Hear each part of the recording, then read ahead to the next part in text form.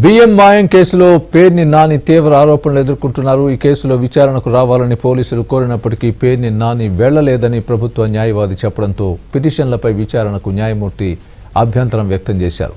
దీంతో క్వాష్ పిటిషన్ను ఉపసంహరించుకునేందుకు న్యాయమూర్తి అనుమతిచ్చారు.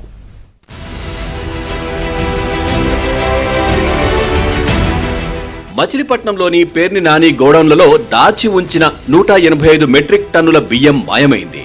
దీంతో పౌర సరఫరాల శాఖ ఇచ్చిన నోటీసులతో హుటాహుటిన పేర్ని నాని 1,75,00,000 డీడీలను ప్రభుత్వానికి అందించారు. గోడౌన్లు జయసుద్ధ పేరుపై ఉండడంతో ఆమెపై కేసు నమోదైంది.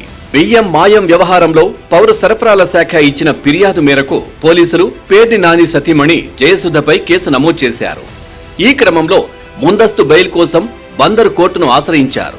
అయితే విచారణ చేపట్టిన కోర్టు ఈ నెల 27కి విచారణ వాయిదా వేశారు.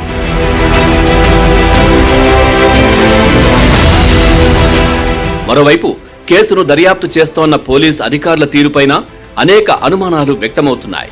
21వ తేదీ రాత్రి పేర్ని నాని ఇంటికి నోటీసులు ఇచ్చేందుకు వెళ్లిన పోలీసులకు పేర్ని నాని ఇంటిలో ఎవరూ లేకపోవడంతో తలుపులకు నోటీసులు అంటించి వెళ్లిపోయారు.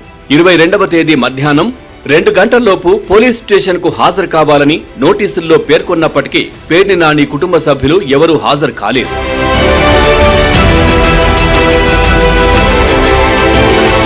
బియ్యం మాయం కేసులో విచారణకు రావాల్సిందిగా పోలీసులు ఇచ్చిన నోటీసులను కొట్టివేయాలని హైకోర్టులో క్వాష్ పిటిషన్ వేశారు పేర్ని నాని, ఆయన కుమారుడు పేర్ని కిట్టు. దీంతో హైకోర్టులో విచారణకు వచ్చింది. కోర్టు నోటీసుల సమయం 22వ తేదీతో పూర్తి అయిందని పేర్కొనడమే కాకుండా అభ్యంతరం వ్యక్తం చేసింది. మళ్లీ నోటీసులు ఇస్తే కోర్టుకు వచ్చే వెసులుబాటు కల్పించాలని న్యాయవాదులు న్యాయమూర్తిని అభ్యర్థించారు. ఇందుకు హైకోర్టు అంగీకరించింది.